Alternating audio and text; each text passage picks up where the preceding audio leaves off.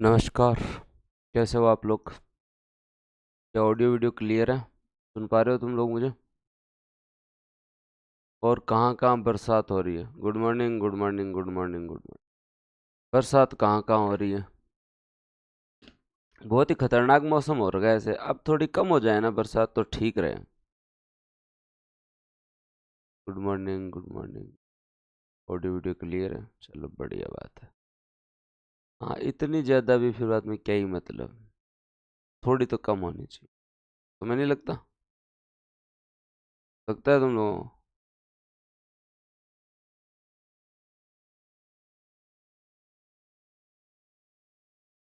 हम्म। चलो स्टार्ट करते हैं। आज एक टॉपिक कवर करें अपन। अभी 2 एक घंटे अपनी क्लास होगी और आपकी कोई क्लास नहीं है, के बाद ही होंगी और क्लास है। अभी 2 घंटे अपन लोग जो है वो एक टॉपिक कवर करें। मूल अधिकार। किस किस की इच्छा है कि सर मूल अधिकार तो पढ़ ही सकते हैं। मूल अधिकार वाला मामला तो जो है वो कवर कर ही सकते हैं। बताओ किस किस की इच्छा है? पढ़ सकते हो?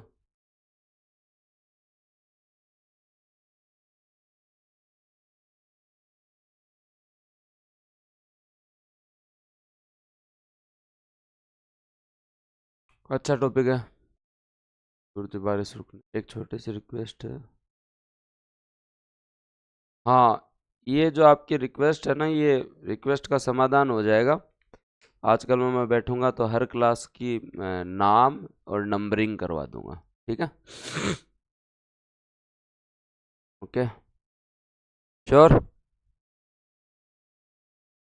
बूस्टर टॉपिक बोला था ना। अब यूट्यूब हो रहा है तो फिर बूस्टर टॉपिक का कोई सेंस नहीं है। फिर बाद में मेरे को राजस्थान पॉलिटिक्स स्टार्ट करनी है तो एक दिन में फिर बाद में 5 क्लास नहीं हो सकती है बेगराज जी।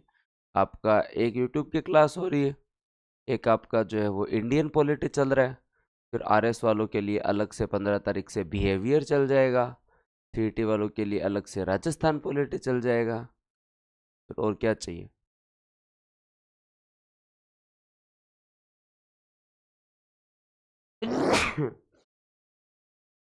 ये तो आपकी भी बेसिक समझ है ना, तो उतना ही हो पाएगा। धीरे धीरे हो जाएगी चीजें। आप टेंशन क्यों ले रहे हो?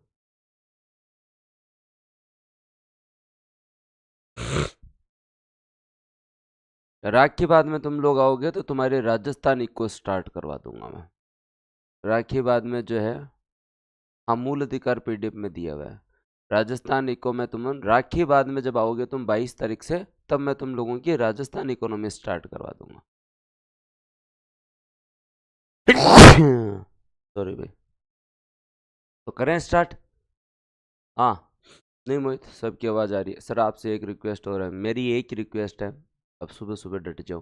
काल थारी जो है ना, टेस्ट है, वो टेस्ट दे लो। और इंडियन पॉलिटी में अभी खूब दिन लगेंगे, 2 महीने और लगेंगे। आ जाओ। आगे बात समझ में? अब कृपया करके जो है वो संयम बनाए रखे। नया टॉपिक पढ़ेंगे मूल अधिकार। 2 घंटे पढ़ाऊंगा। टॉपिक पूरा करेंगे बढ़िया तरीके से। ठीक है? और बढ़िया तरीके से जो आनंद से बताओ। और अब आप एकदम क्लियर हो गई सारी बात। आरएस वालों के लिए बिहेवियर और राजस्थान इको स्टार्ट हो जाएगा। टेंशन लेने की जरूरत ही नहीं है। हाँ, बहुत सारे स्टूडेंट कॉमन है ना, जो सी टी आर एस दोनों के अंदर एडमिशन ले रखा है, तो उनको ही बता रहा हूँ मैं। और अगर तुमने सी टी में ले रखा है तो तुम्हारा इंडियन इको जो है वो कंप्लीट, इंडियन पॉलिटी कंप्लीट होने के बाद में इको स्टार्ट हो जाएगा और राजस्थान इको स्टार्ट हो जाएगा। अब बात टेंशन खत्म। अब इधर देख लो, और बात बाद में करेंगे क्लास के बाद में। ठीक है? तो माँ सरस्वती का नाम लेके और अब जो है वो दोस्तों हम लोग बात करते हैं। हाँ। हम्म।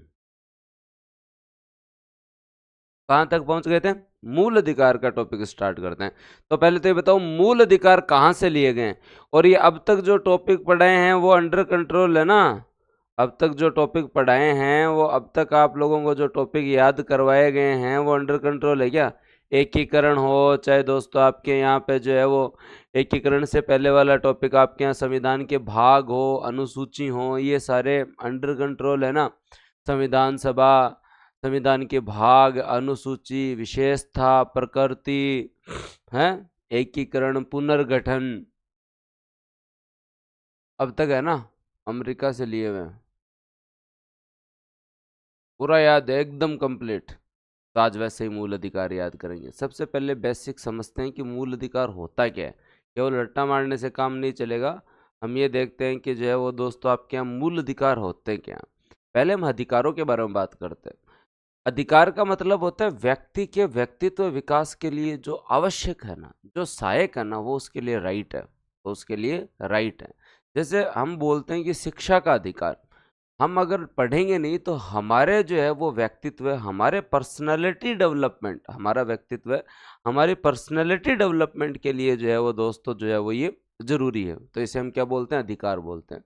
अब ये अधिकार तो जो है वो प्राकृतिक रूप से एक व्यक्ति को जीवन का अधिकार, पढ़ने का अधिकार, काम करने का अधिकार, बोलने का अधिकार, उसके धर्म को मानने का अधिकार, शोषण के विरुद्ध अधिकार, स्वतंत्रता का अधिकार, समानता का अधिकार, ये तो एक व्यक्ति को जन्मजात मिलने ही चाहिए। ये तो एक व्यक्ति को जन्मजात मिलने ही चाहिए। लेकिन जैसे ही दोस्तों हम इन्हें संविधान में लिख देते हैं तो दोस्तों जो है इसे मूल अधिकार कह देते हैं। हम लोग क्या बोल देते हैं दोस्तों, हाँ सेम ही है, मूल अधिकार कह देते हैं। एक होते हैं आपके मानवाधिकार और एक होते हैं मूल अधिकार। तो ह्यूमन राइट्स तो बेसिकली आप इस चीज़ में कभी भी जो है वो क्या बोलते हैं कंफ्यूज मत होना कि आप लोग इतना सा याद रखना कि मानव अधिकार का मतलब क्या हुआ भाई, एक मनुष्य को जो है वो अपने व्यक्तित्व विकास के लिए जिन जिन चीज़ों की आवश्यकता है उन्हें हम क्या बोलते हैं, ह्यूमन राइट। उन्हें हम क्या बोलते हैं, ह्यूमन राइट। जायज़ बात है, जायज़ बात है ना कि भाई जो है वो स्वतंत्रता का अधिकार, समानता का अधिकार, शिक्षा का अधिकार, काम का अधिकार, समान वेतन उसे मिले, ये सारे अधिकार एक जन्मजात रूप से व्यक्ति को मिलने चाहिए ताकि उसकी पर्सनालिटी का डेवलपमेंट जो है वो दोस्तों, उसकी पर्सनालिटी का डेवलपमेंट हो सके।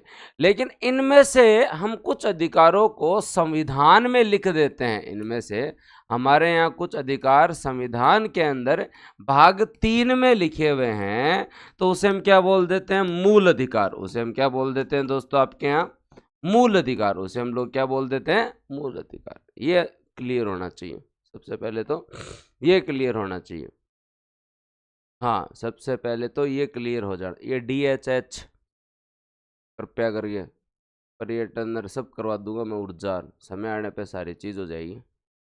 आगे बात समझ में। तो ये इसको यूट्यूब का कमेंट सेक्शन मत बनाओ, ये ऐप का कमेंट सेक्शन है। थोड़ा थोड़ा सुबह सुबह सहूलियत से रहो ताकि ठीक से पढ़ सको। अब चालू मत हो ऐसे कि मैं काफ़ी मूड के साथ जो है वो पढ़ाने आया हूँ, तुम लोग जो है वो अगर ये चीज़ ही चालू रखनी है तुम्हें तो फिर बाद में भाई तुम जानो।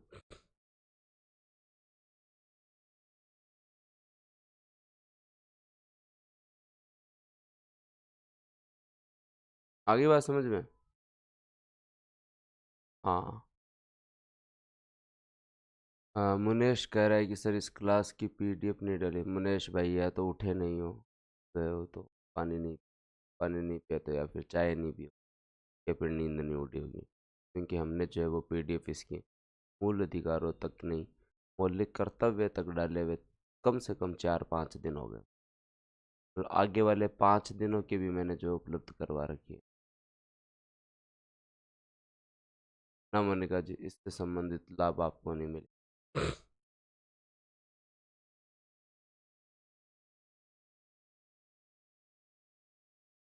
Thank you Mukesh ji. लेकिन तारीफ भी बाद में ही कर देना। अभी क्यों कर रहे हो कि सब कुछ याद करवा देते हो और पहले पढ़ा दूँ मैं। हाँ और कोई डाउट किसी को। सर आप थोड़ा तेज बोलो, कितना तेज बोले से गला छिल जाए भाई। इनको पढ़ना तो है नहीं सुबह सुबह। हाँ अब कोई आपको इलाज करवाना है कि ब्लॉक हो, ब्लॉक और करवाना है जहाँ कमेंट करके देख लो एक बार, है ना। वो एक भाई तो पीयूष तो बैठे ही है, क्योंकि तो लगी थोड़ी बहुत ही गलती है। अब अगर कोई की और इच्छा हो कि मन महीना भरता ने ब्लॉक होना है तो एक बार कमेंट देख कर लियो, कमेंट में बैठे हो 2-4 न कर दियो मैं, फिर बाद में स्टार्ट करा। हाँ रिदम टूटता है ना फिर बाद में, रिदम टूटता है। हम्म बताओ बताओ कोई है, इन 2-4 की आदत नहीं जाती ना, तो करें क्या। पढ़ लेने दो, कोई टाइम निकाल के पढ़ रहा है, क्यों रिदम टूट रहे हो। हाँ, ये तुमने ऐसे ही मूल अधिकार पढ़ रखे होंगे, थोड़े याद हो जाएंगे तो काम आएंगे।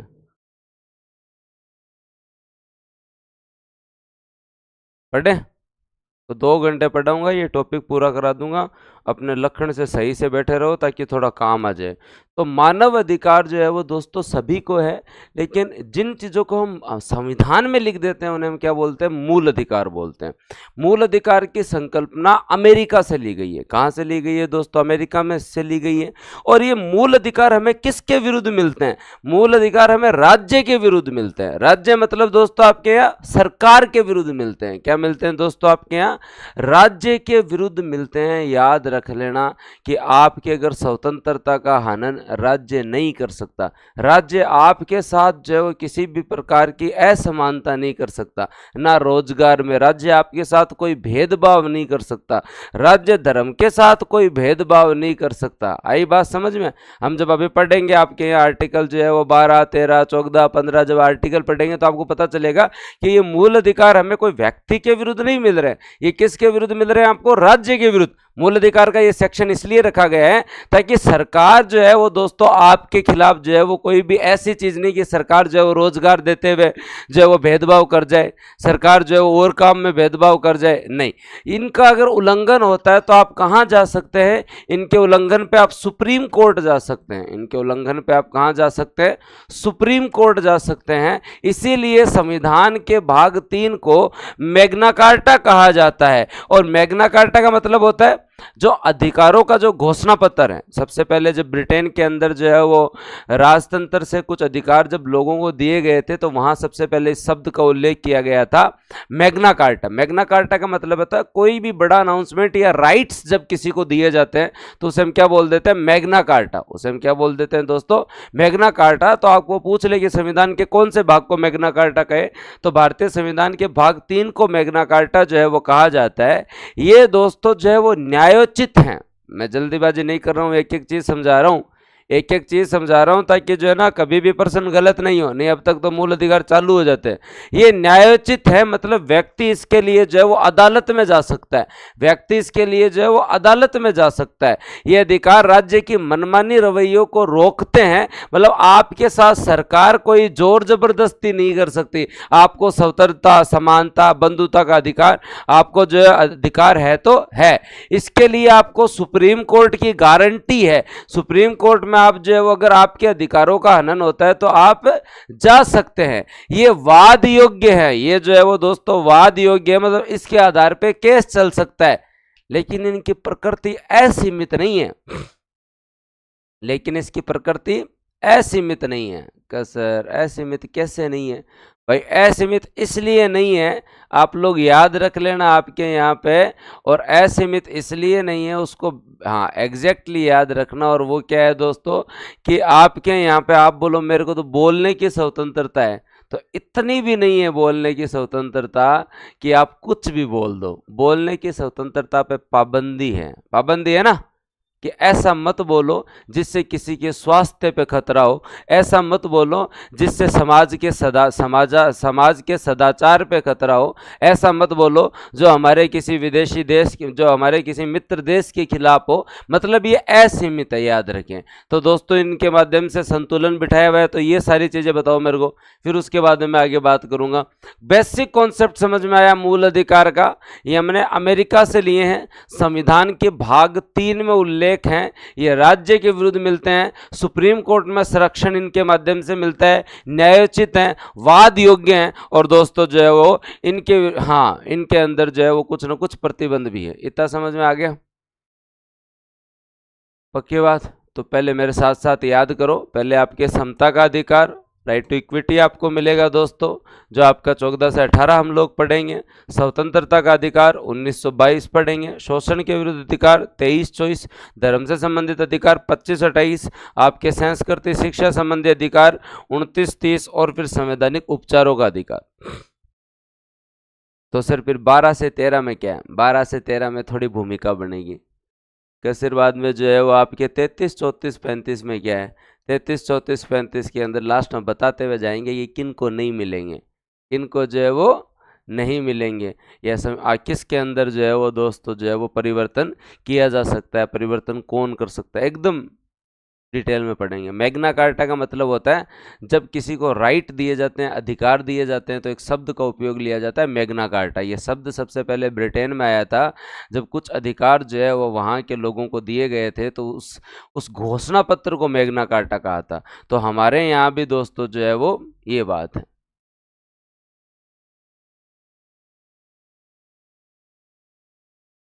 हाँ,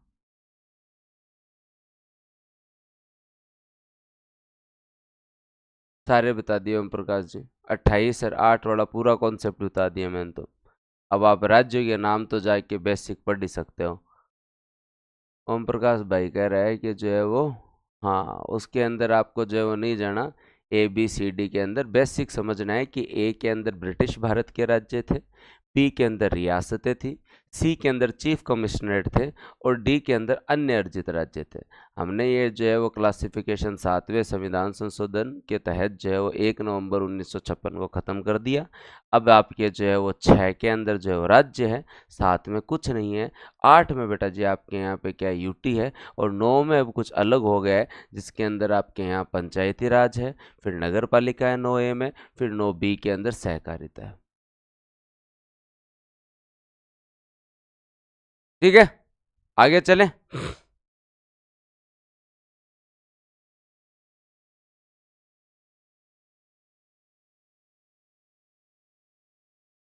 श्योर, चलो आगे बात करते हैं।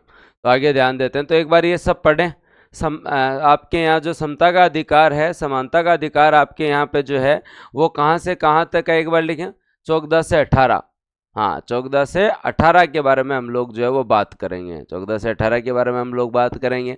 और फिर दोस्तों आपके यहाँ स्वतंत्रता का अधिकार है, वो कहाँ से कहाँ पढ़ेंगे हम, 19 से 22 पढ़ेंगे। शोषण के विरुद्ध अधिकार है जो वो 23 से 24। धर्म की स्वतंत्रता का अधिकार 25 से 28। इन सब का मिलान का पहला प्रश्न ये भी आ सकता है, और तुम्हें जितना ज्ञान याद हो उतना हो जाएगा। लेकिन दोस्तों याद रखें आप यहाँ पे, हाँ याद रखें आप लोग यहाँ पे कि 14 से 18, 19 से 22, 23 से 24, 25 से 28 है, 29 से 30 है, और दोस्तों 32, ये आप लोगों को याद रखना पड़ेगा। अब सबसे पहले बात करते हैं किसके बारे में, राज्य क्या है, क्योंकि हम केवल और केवल अनुच्छेद 12 में इतना पढ़ता है राज्य की परिभाषा, केवल इतना तो पढ़ते हैं कि अनुच्छेद 12 के अंदर राज्य की परिभाषा। आज मैं ये भी डाउट तुम्हारे खत्म करता हूँ कि राज्य का मतलब क्या होता है, हमें ये तो पता चले स्टेट की डेफिनेशन, क्योंकि हर जगह स्टेट की डेफिनेशन आएगी, हर जगह स्टेट की डेफिनेशन आएगी कि राज्य ये नहीं कर सकता, राज्य व्यक्ति को जो है वो किसी भी प्रकार का भेदभाव नहीं कर सकता, राज्य नौकरी देते समय व्यक्ति के साथ भेदभाव नहीं कर सकता, बार बार ये राज्य शब्द आएगा। तो इस राज्य शब्द को समझ के अब खत्म कर लिया जाए। तो याद रखें, राज्य शब्द से तात्पर्य भारत सरकार और संसद दोनों से है ना, तो भारत सरकार और संसद दोनों से। राज्य की परिभाषा में राज्य सरकार और राज्य का विधानमंडल भी आता है, मतलब पूरी सरकारी बॉडी आती है। इसके अंदर जो है सभी स्थानीय निकाय, नगर पालिका, पंचायत, जिला बोर्ड ये भी आते हैं। अन्य सभी निकाय भी जो वैधानिक है या गैर संवैधानिक है, मतलब जो सरकार के हैं, चाहे उसके अंदर LIC हो, ONGC हो, जो भी चीज गवर्नमेंट की बॉडी है ना, वो दोस्तों स्टेट की डेफिनेशन में आती है। स्टेट का मतलब क्या है दोस्तों, याद रखें। राज्य शब्द का उल्लेख हम लोगों ने क्यों किया है सुचित्रा जी, राज्य शब्द जो है वो पॉलिटी के अंदर उपयोग लिया जाता है। हम वहाँ पे बार बार जो है वो ये शब्द उल्लेख नहीं करते हैं कि केंद्र है, वहाँ पे बार बार राष्ट्र, ये हम शब्द उपयोग नहीं करते हैं, देश, ये शब्द उल्लेख नहीं करते हैं। हम स्टेट, क्योंकि पॉलिटी जो है वो दोस्तों स्टेट संबंधित जो है ना सारी बात, फिर एक ही चीज से आप समझ जाते हो कि यहाँ स्टेट का मतलब क्या है। यहाँ जो है वो दोस्तों स्टेट का मतलब क्या है ये आप लोग समझ जाते हैं। तो यहाँ जो राज्य शब्द का उल्लेख है, इस राज्य में क्या क्या आता है, इस राज्य में केंद्र की सरकार भी आती है, इस राज्य के अंदर जो है वो संसद, लोकसभा, राज्यसभा भी आती है। इस राज्य के अंदर जो है वो राज्य भी आते हैं, उसके साथ साथ विधानसभा और विधान परिषद भी आती है, पंचायती राज भी आता है, नगर निकाय भी आते हैं और स्थानीय निकाय भी आते हैं, और केंद्र और राज्य सरकार की जितनी भी संस्थाएं हैं, केंद्र और राज्य सरकार की जितनी भी संस्थाएं हैं वो भी आती है। इसका मतलब आपके साथ LIC भी भेदभाव नहीं कर सकती, आपके साथ रिको भी भेदभाव नहीं कर सकता, आपके साथ ONGC भी भेदभाव नहीं कर सकती, oil and natural gas company, आपके साथ BPCL भी भेदभाव नहीं कर सकती, आपके साथ जो है वो दोस्तों किसी भी कंडीशन के अंदर। राज्य की परिभाषा यही है। राज्य शब्द से तात्पर्य क्या हुआ? हमारे संविधान में राज्य शब्द से तात्पर्य केंद्र सरकार, लोकसभा, राज्यसभा, राज्य सरकार, विधानसभा, विधान परिषद, पंचायती राज, नगर निकाय, लोकल बॉडी, केंद्र तथा राज्य सरकार की संस्थाओं से है। अर्थात आपके साथ जो है ना केंद्र सरकार भेदभाव कर सकता है, ना आपके साथ राज्य सरकार भेदभाव कर सकती है, ना आपके साथ UPSC भेदभाव कर सकता है, ना आपके साथ SSC भेदभाव कर सकता है, ना आपके साथ RPSC भेदभाव कर सकती है, ना आपके साथ राजस्थान स्टाफ सिलेक्शन बोर्ड भेदभाव कर सकता है, ना आपके साथ रिको भेदभाव कर सकता है, ना आपके साथ LIC भेदभाव कर सकती है, ना आपके साथ राजसिको भेदभाव कर सकता है, ना आपके साथ राजस्थान वित्त निगम भेदभाव कर सकता है, ना आपके साथ दोस्तों वित्त आयोग भेदभाव कर सकता है, ना आपके साथ जो है वो निर्वाचन आयोग भेदभाव कर सकता है, ना, हाँ, और कितने के एग्जाम्पल दूं, ना आपके पास राज्य निर्वाचन आयोग भेदभाव कर सकता है। राज्य शब्द से तात्पर्य यहां केंद्र सरकार, राज्य सरकार, विधानसभा, विधान परिषद, लोकसभा, राज्यसभा, स्थानीय निकाय, है ना। तो ये वो राज्य नहीं है जो तुम वो राज्य मानते हो। जैसे राजस्थान को आप राज्य कहते हो, हाँ, आप मध्य प्रदेश को राज्य कहते हो। हम पॉलिटी पढ़ रहे हैं, हम लोग पॉलिटी पढ़ रहे हैं, तो पॉलिटी पढ़ रहे हैं तो यहाँ तुम्हें क्या समझ में आया? स्टेट शब्द का तात्पर्य संविधान में क्या है? स्टेट शब्द का तात्पर्य संविधान में मेन तरीके से देखें तो सरकारी मशीनरी से है, सरकारी मशीनरी से है। आई बात समझ में? हाँ, आगे बात समझ में? अब तो एकदम दिमाग में छप गई होगी, इतने एग्जाम्पल के साथ मैंने बताया तुम लोगों को कि यहाँ पे स्टेट शब्द से मतलब क्या हुआ दोस्तों? स्टेट शब्द का मतलब है सरकारी मशीनरी से है, कि इसके अंदर केंद्र सरकार भी इंक्लूड है, राज्य सरकार भी इंक्लूड है, विधानसभा, विधान परिषद, लोकसभा, राज्यसभा, पंचायती राज, नगर निकाय, भारतीय जीवन बीमा निगम, स्टेट बैंक ऑफ इंडिया, सहकारी बैंक, सब आते हैं इसमें, सब आते हैं। मतलब सरकार, चाहे वो केंद्र की हो चाहे राज्य, और सरकार की मशीनरी, चाहे वो केंद्र की कोई संस्था हो चाहे राज्य की कोई संस्था हो, आपके साथ जो है वो दोस्तों भेदभाव नहीं कर सकते। सभी सरकारी विभाग, मैं तो बैंक तक जा रहा हूं, SBI भी आपके साथ भेदभाव नहीं कर सकता क्योंकि केंद्र सरकार का है ना। आगे बात समझ में? Exact clear? ये समझ में आना बहुत जरूरी है, ये समझ में आना बहुत जरूरी है कि स्टेट की डेफिनेशन क्या है। तो पॉलिटी के तहत जो अगर आप लोग जब कॉन्स्टिट्यूशन में स्टेट की डेफिनेशन निकालें तो उत्तर प्रदेश, राजस्थान, मध्य प्रदेश, इनसे मत निकालें। हाँ, सीमा अंडरस्टूड है पंचायती राज में। अब एक एक चीज थोड़ी बता शुभ कि पंचायती राज में ग्राम पंचायत, जिला परिषद, पंचायत समिति, स्टेट और स्टेट की मशीनरी। आगे बात समझ में? हाँ, केंद्र में केंद्र सरकार आती है, राज्य में राज्य सरकार आती है। दीपक,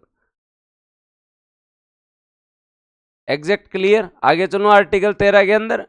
अब अगर इसके अलावा किसी को ऐसे लगता है तो उसको थोड़ा सा समझ विकसित करनी पड़ेगी कि हम लोग यहाँ इंडियन कॉन्स्टिट्यूशन पढ़ रहे हैं, हम लोग यहाँ पे जो अलग से कोई केंद्र सरकार, राज्य सरकार नहीं पढ़ रहे हैं, हम कोई अलग से स्टेट पॉलिटी नहीं पढ़ रहे हैं, हम यहाँ पे जो है वो इंडियन पॉलिटी का आर्टिकल 12 पढ़ रहे हैं। और ये शब्द जगह जगह आएगा, ये शब्द जगह जगह आएगा और उस समय आपको समझना पड़ेगा। जैसे आप लोगों को एक एग्जाम्पल देता हूँ कि आप लोगों के सामने जो है वो शब्द आएगा कि राज्य किसी भी व्यक्ति के साथ जो है वो धर्म, मूलवंश, जाति, लिंग, जन्म स्थान के आधार पे भेदभाव नहीं करेगा। इसका मतलब क्या हुआ? इसका मतलब क्या हुआ दोस्तों, जो है वो इसका मतलब ये हुआ कि जो है वो यहाँ ये बात कोई उत्तर प्रदेश की नहीं हो रही है, मध्य प्रदेश की नहीं हो रही है, यहाँ बात जो है वो दोस्तों आपके यहाँ किसकी हो रही है, राज्य का मतलब सरकार और सरकार की मशीनरी से हो रही है। राज्य नागरिक के साथ दुकान, सार्वजनिक भोजनालय, होटल, सार्वजनिक मनोरंजन के स्थान में प्रवेश करने में भेदभाव नहीं करेगा। तो यहां उत्तर प्रदेश की बात नहीं हो रही है, मध्य प्रदेश की बात नहीं हो रही है, सरकार एवं सरकार की मशीनरी की बात हो रही है। बहुत अच्छे तरीके से तुम्हारे डिजाइन किया गया। यहां राज्य के द्वारा महिला एवं बच्चों के उत्थान के लिए विशेष उपाय किए जाएंगे। तो यहां कोई बात तुम्हारे लिए जो है वो अलग से जो है वो कोई किसी उत्तर प्रदेश, राजस्थान, पंजाब, बिहार की नहीं हो रही है। यहां बात हो रही है सरकार एवं सरकार की मशीनरी। आगे बात समझ में, खूब विस्तार से हो रहा है काम। हाँ सरोज LIC ONGC के पीछे पड़ गई कोई LIC, भाई गलती हूँ लिख दियो हटाई, अंग्रेजी में लिखना चाहे हो भारत, हाँ हिंदी में लिखना चाहे हो भारतीय जीवन बीमा निगम। तो ये उदाहरण है, उदाहरण के पीछे मत पड़, आगे थोड़ा सो एक ऊपर ध्यान दो। सरोज, सुचित्रा और सीमा हमारी क्लास के 3 महत्वपूर्ण जो है अपनी बहनें, जितना जल्दी हो सके उतना जल्दी अपनी प्रवृत्ति में सुधार कर लो, ताकि आपको लगे कि आप एक सिविल सर्विस की तैयारी कर रहे हो, आप बहुत अच्छे तरीके से मेहनत करके आगे प्रशासन में जाओगे। ठीक है, तो थोड़ा सा 3 सरोज, सुचित्रा और सीमा, आई बात समझ में। अट मतलब LIC कौन ध्यान, LIC एजेंट घर घर फिरे है, इनमें भाई यहाँ लिख दो एग्जाम्पल हो आपने थार का थोड़ा बहुत समझ में। हाँ या तो पढ़ो को नहीं, या जो है वो भारतीय जीवन बीमा निगम, भारतीय जीवन बीमा निगम थोड़ा जार गूगल कर लियो है ना। तो इसको अब समझने की जरूरत नहीं, भारतीय जीवन बीमा निगम LIC कौन करवाएगी के कदे बुरो लाग जी बार बिना मतलब। हाँ ONGC oil and natural gas corporation, ठीक है, oil and natural gas corporation. अब आ मत पूछ लिया ओ क्या कर एक पेट्रोल पंप हुआ तेल ढूंढे, वो एग्जाम्पल दिए। आगे बात समझ में, चालू आगे में थोड़ा थोड़ा समझ में आयो क्या। पहलो आर्टिकल 12 के समझ में आयो, क्लियर। अब आर्टिकल 13 को समझते हैं, आर्टिकल 13 को समझते हैं। मैं बहुत डिटेल से वो चीज़ें कवर करवा रहा हूँ ताकि कभी पॉलिटी में समस्या नहीं आए, इसलिए थोड़ा सा संयम बना के रखें। नहीं जनरली पॉलिटी पढ़ाते टाइम एक ही बात होती है कि 12 में राज्य की परिभाषा है, 12 में राज्य की परिभाषा है, 12 में राज्य की परिभाषा है। और ये जो आवाम RS की तैयारी करते घूम रही है 99% जो है वो राज्य की परिभाषा है, बस इतना ही पता है। मैंने तुम्हें एग्जैक्ट क्लियर करवा दिया ये राज्य की परिभाषा क्या है। अब चलते हैं अपन लोग जो अनुच्छेद 13 के अंदर, अनुच्छेद 13 के अंदर बात करते हैं। 13 में क्या है, संविधान लागू होने से पहले की कोई विधि या उसका भाग, मतलब पहले से कोई लॉ या उसका कोई पार्ट अगर मूल अधिकार में कटौती करता है, अगर मूल अधिकार में कटौती करता है तो उस विधि को अवैध घोषित कर दिया जाएगा। बताओ अच्छी चीज है नहीं है, इन्होंने अच्छा काम किया नहीं है, हैं? पहले सही बात लिखी ना आर्टिकल 13 में, क्योंकि मूल अधिकार पढ़ने से पहले उसकी सुरक्षा तो करो, मूल अधिकार पढ़ने से पहले उसकी सुरक्षा तो कीजिए ना, वो तो जरूरी है। तो वो जरूरी है। तो दोस्तों जो है वो आप लोगों को जो है वो याद रखना है कि संविधान लागू होने से पूर्व है कि कोई भी विधि है, संविधान लागू होने से पहले की कोई भी विधि या कोई भी लॉ या उसका कोई भी भाग, आगे वालों को तो हम लोग देख लेंगे, लेकिन याद रखें संविधान लागू होने से पहले मतलब आपके यहाँ पे जो है वो दोस्तों 26 जनवरी 1950 से पहले का कोई भी एक्ट हमारे यहाँ पे है, कोई भी एक्ट, बहुत सारे एक्ट। अब कोई बोलेगा सर कोई भी एक्ट हम क्यों रखेंगे, संविधान से पहले का रखा हुआ है, CRPC, IPC, CPC अब जाके चेंज किए, CRPC, IPC, CPC अब जाके चेंज किए। सहकारिता अधिनियम 1904 का है, अब तक जो है वो चल रहा है।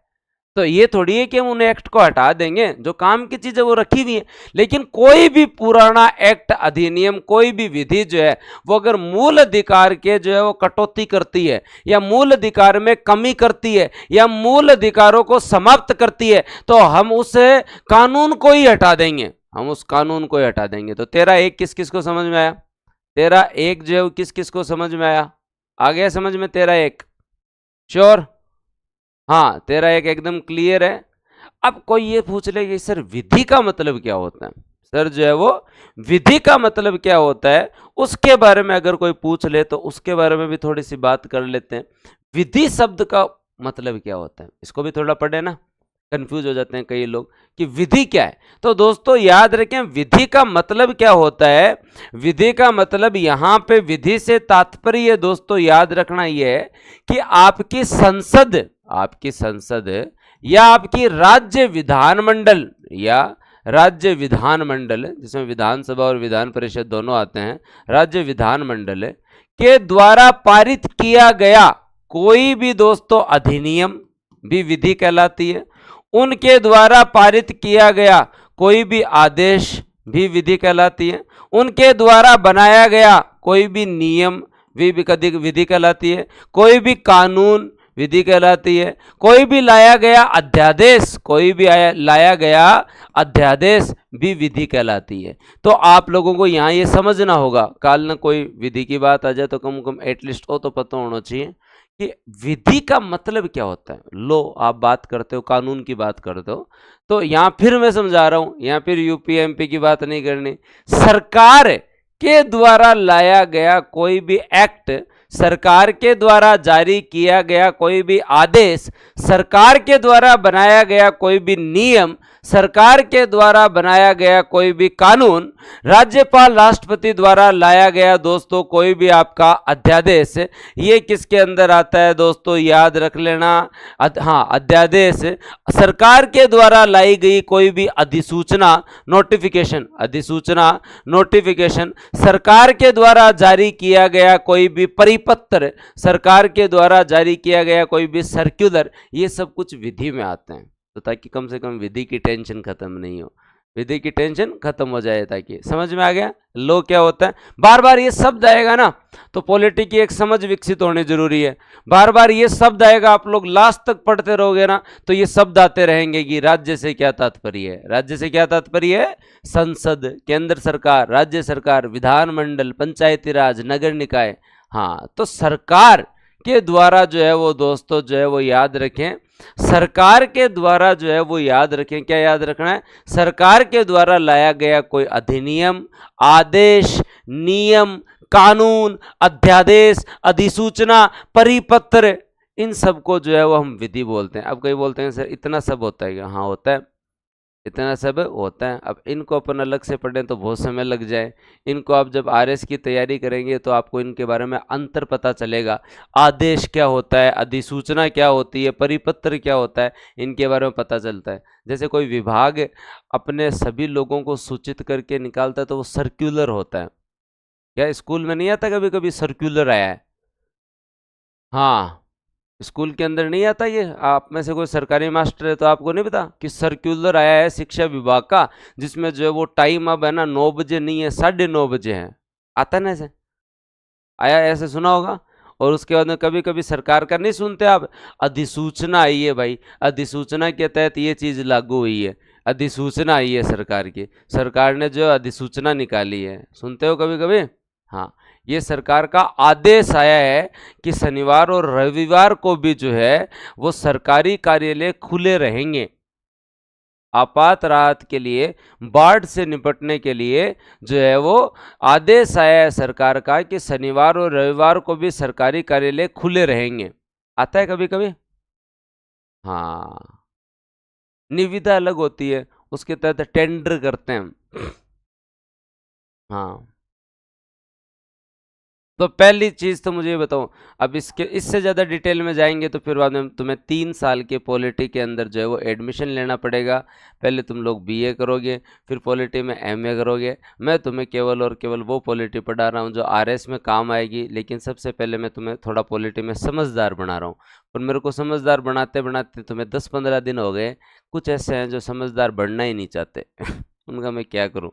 उनके लिए भी मैं एक अलग कोर्स लाता हूँ जिसके अंदर केवल मैं ये बताता हूँ। 12 में राज्य की परिभाषा, 13 में थोड़ी सी बात है विधि की, 14 में अधिकार, 15 में अधिकार, बाकी हाँ सर सर्वे के बाकी सब नोट्स, किताब आ गई है जी सर्वे की, बढ़िया तरीके से उपलब्ध है आपके लिए, बढ़िया तरीके से लाभ लेवें। हाँ, कोई बात नहीं है, मैं नहीं अभी जो है वो किसी को बुरा मानने वाली बात नहीं, मैंने तो कही है ना। ओके। चलो ठीक है, तो इनको जो है वो याद करने की जरूरत नहीं है पूनम, बस बेसिक समझें।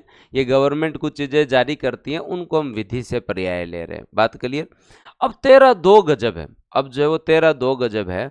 और 13(2) क्या कहता है, 13(1) में तो कह दिया पहले की कोई चीज ऐसी है तो उसकी कोई समस्या नहीं है। पहले की कोई चीज ऐसी है तो उसको हम लोग जो अवैध घोषित कर देंगे। पहले की कोई चीज ऐसी है उसे हम क्या कर देंगे, अवैध घोषित कर देंगे। 13(2) क्या कहता है, यदि राज्य के द्वारा ऐसी विधि का निर्माण किया जाता है तो दोस्तों याद रखें, जो मूल अधिकार में कटौती करे या उसे समाप्त करे तो उसे भी न्यायपालिका जो है वो दोस्तों याद रख लेना अवैध घोषित कर देगी, उसे भी अवैध घोषित कर देगी, अवैध घोषित कर देगी। यहां अगर आपने समझ लिया ना आर्टिकल 13, जीवन में सारे डाउट क्लियर हो जाएंगे। इससे ही आपको पता चलेगा कि हमारा सुप्रीम कोर्ट और हमारी संसद बहुत सालों तक आपस में जो है वो कॉन्फ्लिक्ट में रहती है, और लास्ट में जाके ये जो है ना, ये आर्टिकल 13(4) काम आता है। और आर्टिकल 13(4) से ही पता चलता है कि कौन संशोधन कर सकता है और कौन नहीं कर सकता।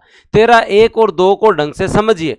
13(1) कह रहा है, 13(1) कह रहा है, 13(1) कह रहा है कि पूर्व की कोई विधि, पूर्व की कोई विधि, पूर्व की कोई विधि, पूर्व की कोई विधि, पूर्व की कोई विधि अगर कटौती करती है तो उस विधि को हम समाप्त कर देंगे। पूर्व की कोई विधि अगर कटौती करती है मूल अधिकार में तो हम समाप्त कर देंगे। 13(2) कह रहा है कि दोस्तों अब वर्तमान की कोई विधि, वर्तमान की कोई विधि अगर मूल अधिकार का हनन करती है, कोई विधि मूल अधिकार का हनन करती है, कोई विधि अगर मूल अधिकार का हनन करती है तो उसे भी हम जो है वो समाप्त कर देंगे, उसे भी हम लोग जो है समाप्त कर देंगे। और 13(3) तुम्हें पता ही है विधि से क्या तात्पर्य है। 13(3) में क्या है, विधि से क्या तात्पर्य है, विधि से क्या तात्पर्य है। इतना किस किस को समझ में आया, इतना किस किस को समझ में आया, हाँ इतना किस किस को समझ में आया। 13(1) क्या कहता है, लागू होने से पहले की कोई विधि अगर आपके मूल अधिकार का हनन करता है तो उसे हम जो है वो क्या कर देंगे, असंवैधानिक घोषित कर देंगे, खत्म कर देंगे। और 13(2) कहता है लागू होने के बाद अगर कोई ऐसी विधि बनती है तो जो है वो दोस्तों जो है वो आपके यहाँ पे जो है वो समाप्त कर दी जाएगी। मजा आ गया। लेकिन तुम लोग तो खुद ही बोलते हो कि मूल अधिकार में संशोधन किया जा सकता है। बताओ मेरे को, क्या मूल अधिकार में संशोधन किया जा सकता है? क्या आपके मूल अधिकार में संशोधन किया जा सकता है क्या? क्या आपके मूल अधिकार को कम किया जा सकता है क्या?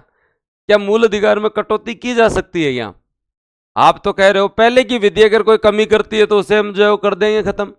वर्तमान में अगर कोई सरकार कोई जो लॉ लेके आती है उसके तहत कटौती होती है तो उसे भी असंवैधानिक घोषित कर सकते हैं। लेकिन मैं आपको 13(4) समझाने से पहले एक चीज पूछना चाह रहा हूं, क्या मूल अधिकार में जो है, क्या मूल अधिकार में संशोधन किया जा सकता है क्या? क्या मूल अधिकार में संशोधन किया जा सकता है क्या? बताओ मेरे को, क्या मूल अधिकार में कटौती की जा सकती है क्या? क्या मूल अधिकार में कटौती की जा सकती है क्या? क्या किसी मूल अधिकार को ही खत्म किया जा सकता है क्या? ये बताओ मुझे।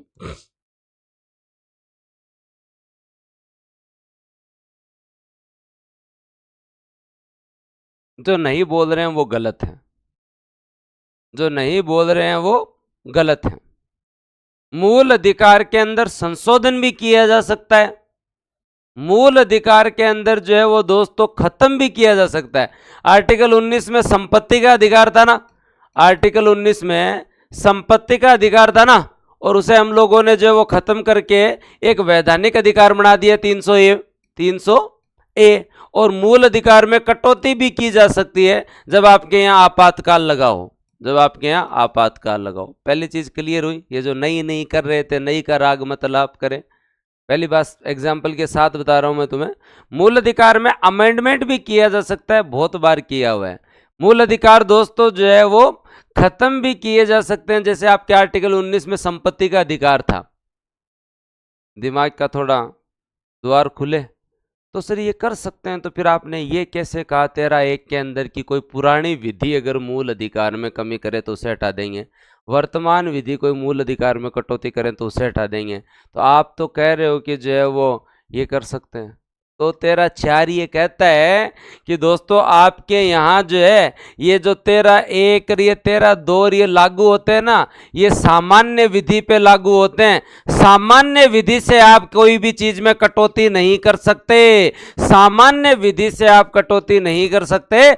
आप संविधान संशोधन, आप संविधान संशोधन के तहत आर्टिकल 368 के तहत आप संशोधन कर सकते हैं, सामान्य विधि से नहीं कर सकते। क्या नहीं कर सकते? सामान्य विधि से नहीं कर सकते। अब जाके दिमाग में सेट बैठेगा कि ये कहानी क्या है। अब जाके दिमाग में बैठेगी क्या बात है कि संविधान के पहले का कोई कानून मूल अधिकार में कटौती करता है तो उसे हम हटा देंगे, अवैध घोषित कर देंगे।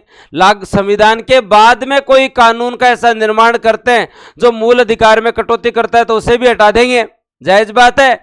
लेकिन ये सारी चीज उन कानूनों पे है, सामान्य विधि की बात है। अगर 368 के तहत हम चाहें तो कटौती और संशोधन कर सकते हैं। और तुम्हारे सामने मैंने एग्जाम्पल भी दिया है कि आपका जो है वो संपत्ति का अधिकार आज मूल अधिकार नहीं रहा। अब बताओ, इससे ज्यादा सरल कुछ नहीं हो सकता, इससे ज्यादा सरल कुछ नहीं हो सकता।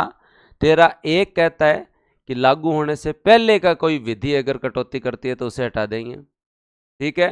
तेरा 2 कहता है कि संविधान में अब कोई भी अगर ऐसी जो है वो दोस्तों विधि निर्माण होती है तो उसे हम हटा देंगे। तेरा 4 कहता है कि ये सब कुछ चीज लागू होती है सामान्य विधि पर, जैसे आपके यहाँ संसद या राज्य विधानमंडल ने नॉर्मल प्रोसेस में कोई कानून बनाया उस पर लागू होता है। अगर संविधान संशोधन से हमने अगर मूल अधिकार में कुछ कमी या बेसी की, संसद को पूरा अधिकार है। सामान्य विधि क्या है मतलब कि बेसिकली आपने जो है वो सामान्य विधि मतलब क्या है, आपको जो है वो राष्ट्रपति साहब के माध्यम से जो है वो लेकर आए, लोकसभा राज्यसभा में कोई प्रस्ताव लेकर आए, कोई बिल लेकर आए, वो आपने पारित किया और आपने कह दिया आज से स्वतंत्रता का अधिकार नहीं होगा। हैं भाई साहब, ये नहीं चलेगा। हाँ, आप कोई जो है वो राज्य विधानमंडल में मान लेके आए और उसके तहत आपने कह दिया समानता के अधिकार के अंदर या रोजगार देते समय हम जो है वो ये ध्यान में जो है वो इसको हम हटाते हैं। नहीं नहीं नहीं नहीं, ये नहीं चलेगा। अगर तुम्हें कुछ संशोधन करने तो तुम संशोधन कर सकते हो, और वो कर सकते हो संविधान संशोधन के द्वारा, जो लोकसभा में आता है, राज्यसभा में आता है, आधे से अधिक राज्यों से उनका अनुमोदन जरूरी है 368 के तहत। मूल ढांचे के लिए रुकना पड़ेगा मोहित, ठीक है, श्योर। तो ये 4 लाइन कोई भी जो है वो लिख सकता है। हाँ, अभी ज्योति ने कहा कि सर नोट्स कहीं पे भी कॉपी हो सकते हैं लेकिन तरीका नहीं हो सकता, तरीका नहीं हो सकता क्योंकि मुझे खुद को नहीं पता होता है कभी कभी कि मैं इस तरीके से समझाऊंगा क्या। जब मैं आया था ये टॉपिक तुम्हें पढ़ाने तो मुझे भी नहीं पता था कि मैं तुम्हें इस तरीके से समझाऊंगा क्या, है ना। तो ये इनबिल्ट है, ये क्लास के माहौल पे डिपेंड करता है। और जब आपका कोऑपरेशन अच्छा रहता है, आपका जो है वो सहयोग पूरा रहता है तो मेरे भी पढ़ाने में निखार आता है। जब आपकी तरफ से माथापड़ी चलती है तो मेरे भी वो चीज़ें जो है वो निकल के नहीं आती हैं। जैसे मैंने आपको संविधान सभा पढ़ाया तो मैंने कहा तुम खुद याद कर लेना रे, ये जो राजस्थान से 12 लोग थे तो अब तक आधे लोगों ने याद नहीं किया, नहीं किया ना। हाँ, याद रखें। 2 क्लास लाइव क्यों, 4 क्लास भी लाइव हो सकती है एक साथ। वो आपको डिसीजन लेना है कौन सी देखनी है, एक रिकॉर्डेड देख लेना बाद में। सैटरडे संडे को मेरी क्लास और भी हो सकती है। हाँ, सैटरडे को क्या तुम्हारी मैथ की क्लास लाइव हो गई है?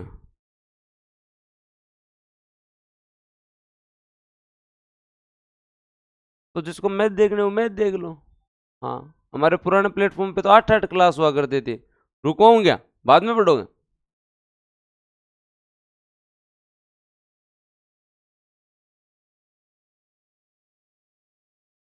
अब भी देखो मेरी क्लास चले उस समय कोई भी क्लास लाइव हो तो आप जाके वो पढ़ लो, फिर बाद में ये अब जो है वो मैं उसको आप लोग जो है वो देख सकते हो। लो रुकवा देते हैं, लेकिन तुम्हें मजा आ रहा है? हाँ सर रुकवा दो, ऐसे मत करो यार। पढ़ाने दो गुरुजी को भी, जिनको मैथ पढ़नी है वो बैच मैथ पढ़ लेगा।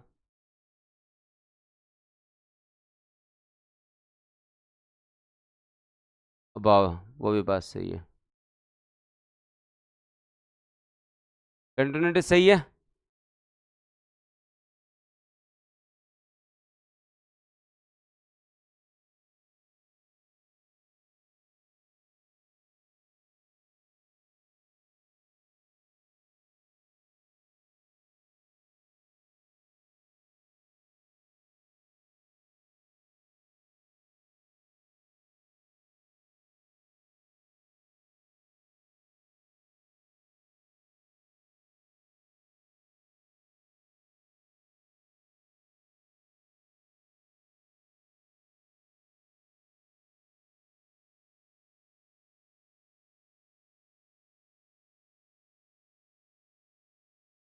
चले आगे, श्योर। अब ये कई भाई सर लोग बोल रहे हैं सर मूल ढांचा क्या होता है, तो उसके लिए संसद में पहुंचेंगे तो पता चलेगा। क्या संसद क्या अपने आप में स्वायत्त है क्या कि वो सब कुछ बदल सकती है? ना ना, संसद को, हमारा संविधान संविधान है, संसद सब कुछ नहीं कर सकती। संसद के ऊपर भी जो है वो कौन बैठा है दोस्तों? संविधान बैठा है, और उसकी पैरवी करने के लिए कौन बैठा है? न्यायपालिका बैठा है।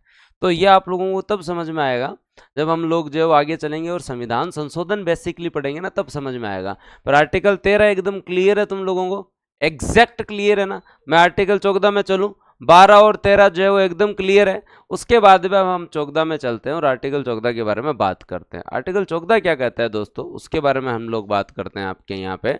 हाँ, कि आर्टिकल 14 में समानता का अधिकार चालू होता है, और आपके यहाँ आर्टिकल 14 में सबसे पहले एक्सप्लेन किया जाता है कि तुम्हें आगे कहीं है ना डाउट नहीं हो जाए।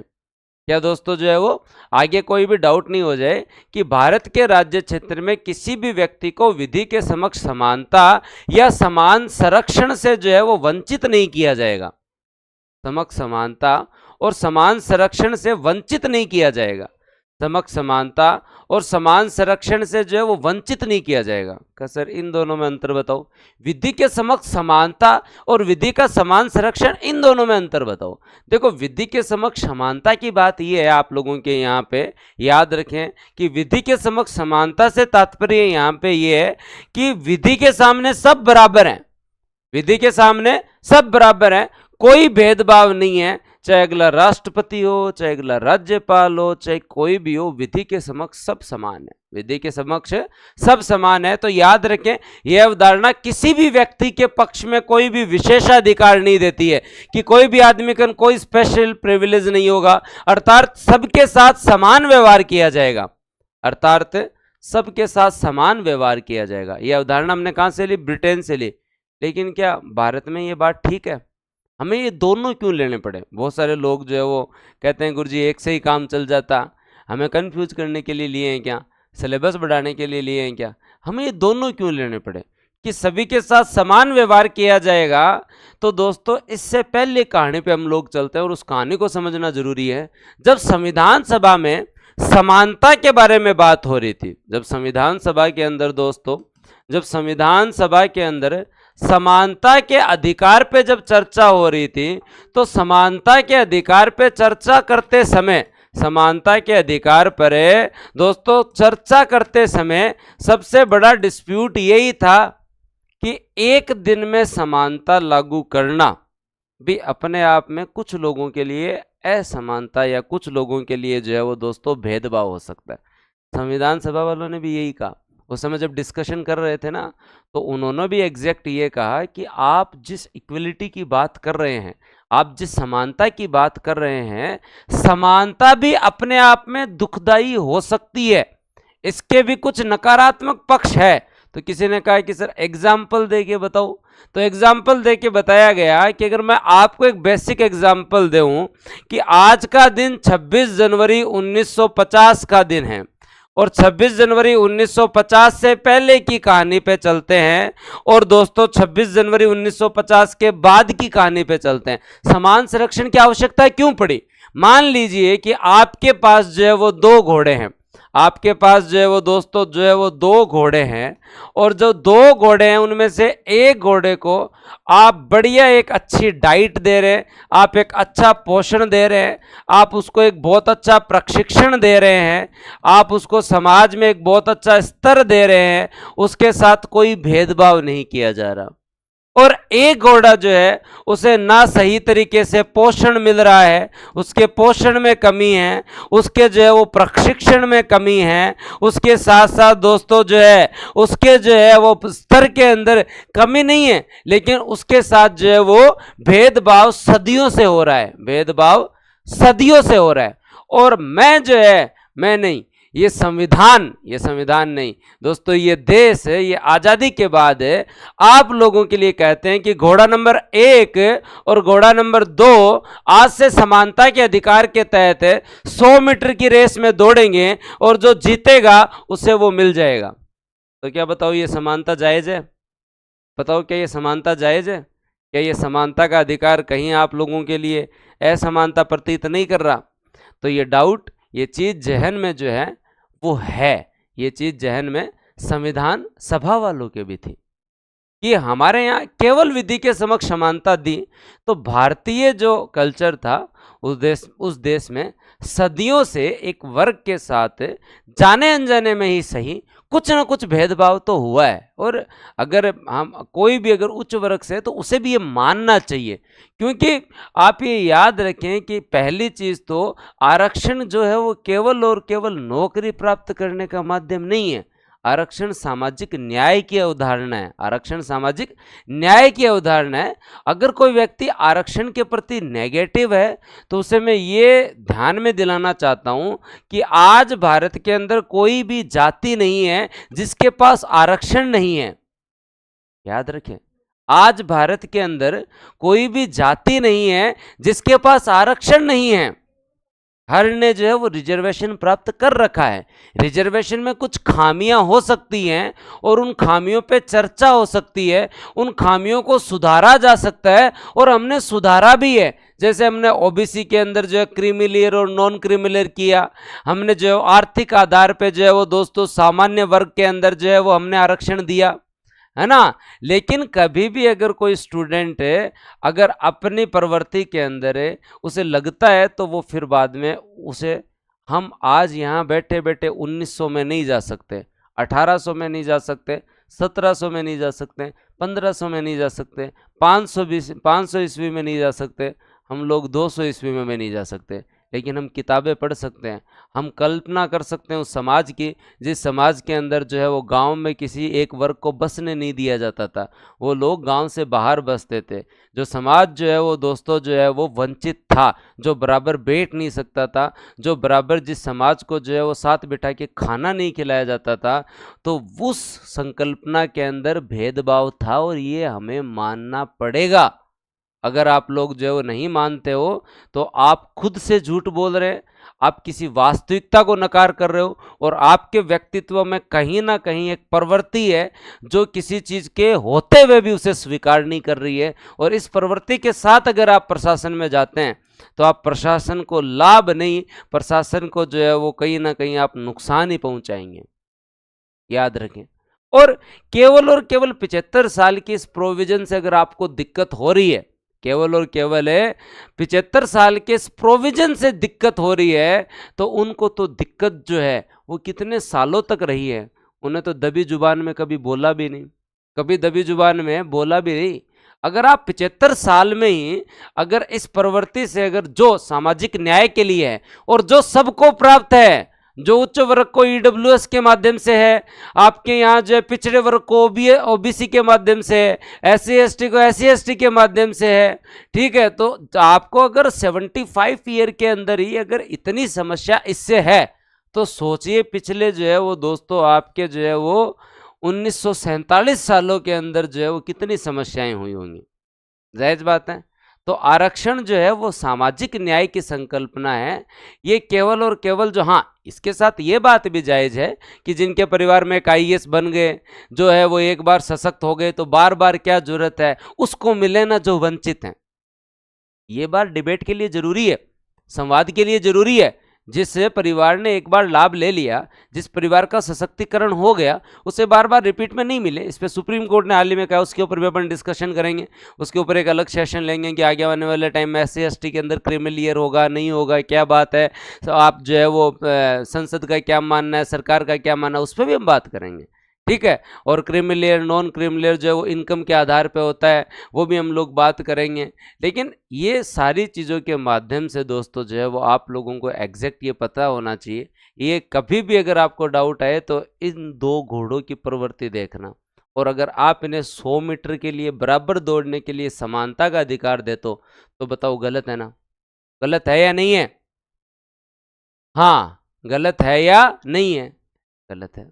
अब कई लोग बोलते हैं कि सर पदोन्नति में आरक्षण है, तो हाँ, क्या केवल और केवल निम्न पदों पर लगने का ही अधिकार है उन्हें? क्या उन्हें उच्च पदों पर जाने का अधिकार नहीं है? है तो है।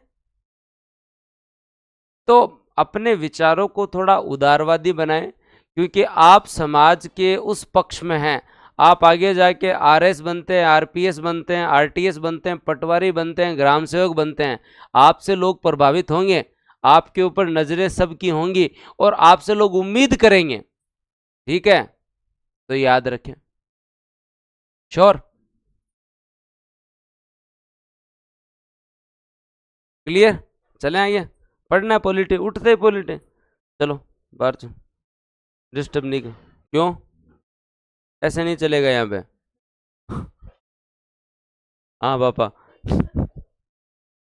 ठीक है, पढ़ लेने दो 2-4 आर्टिकल, चले आगे, एकदम श्योर, क्लियर, आगे चले, चलो ठीक है। तो विधि के, अब तुम्हें समझ में आएगा कि विधि के समक्ष समानता भी हम लोगों ने रखी, लेकिन अब हम समान संरक्षण क्यों लेके आए, अमेरिका का ये कॉन्सेप्ट हम क्यों लेकर आए कि हम जो है कानून के द्वारा कुछ विशेषाधिकार दे सकते हैं, कानून के द्वारा कुछ दायित्व दिए जा सकते हैं जिनके साथ समान परिस्थिति में समान व्यवहार जो है वो किया जाएगा। याद रखें दोस्तों, क्या याद रहेगा आप लोगों को। अब आप लोगों को समझ में आएगा कि आर्टिकल 14 के अंदर जो है ये दो चीजें क्यों कही गई। अब आपको पता चलेगा कि समक्ष समानता की बात है, वो समक्ष समानता भी जरूरी है, और समक्ष समानता जरूरी क्यों है, जैसे एग्जाम्पल तुम लोगों ने अगर रेड लाइट क्रॉस कर दी तो वहां पे ये नहीं है कि इसका चालान 500 का कर दो, इसका 200 का कर दो, इसका 100 का कर दो, समानता भी जरूरी है। किसी ने कोई क्राइम कर दिया तो वहां पे ये कॉन्सेप्ट नहीं है, किसी ने कोई क्राइम कर दिया तो वहां पे ये कॉन्सेप्ट नहीं है कि इसे 8 साल की सजा दे दो, इसे 7 साल की सजा दे दो, इसे 2 साल की सजा दे दो, वहां पे ये लागू नहीं होता है। तो विधि के समक्ष समानता भी जरूरी है भारत में, और उसके साथ साथ विधि के समान संरक्षण भी जरूरी है। और समान संरक्षण कहां पे, जैसे महिलाओं से संबंधित कोई प्रोविजन है, बच्चों से संबंधित कोई प्रोविजन है, हमने महिलाओं के लिए कोई विशेष प्रावधान किया है, बच्चों के विकास के लिए विशेष प्रावधान किया है, एससी के विकास के लिए प्रावधान किया है, एसटी के लिए अलग से प्रावधान किया है, ईडब्ल्यूएस के लिए प्रावधान किया है, ओबीसी के लिए प्रावधान किया है, दिव्यांग जनों के हम लोगों ने कुछ प्रावधान किया है, वृद्ध जनों के लिए हम कुछ विशेषता देना चाहते हैं। तो उस समय कोई आके ये नहीं हो कि क्यों नहीं, क्यों वृद्ध जनों की अलग से लाइन क्यों लग रखी है, वृद्ध जनों की अलग से लाइन क्यों लग रखी है, सबको बराबर खड़ा होना है, सबको मेरे को भी जल्दी ये सामान लेना है, तो नहीं, वृद्ध जनों के लिए कुछ स्पेसिफिक किया जा सकता है, दिव्यांग जनों के लिए कुछ स्पेसिफिक किया जा सकता है। ये विधि का समान संरक्षण है जिसे कानून के माध्यम से उन्हें दिया गया है, जिन्हें कानून के माध्यम से उन्हें दिया गया है। तो समक्ष समानता हम कहां से लेते हैं, ब्रिटेन से लेते हैं, और इस ये याद रखना, और ये हम कहां से लेते हैं, यूएसए से लेते हैं। अब बताओ किस किस के आज पल्ले पड़ा समक्ष समानता और समान संरक्षण क्या है, केवल रटना नहीं है।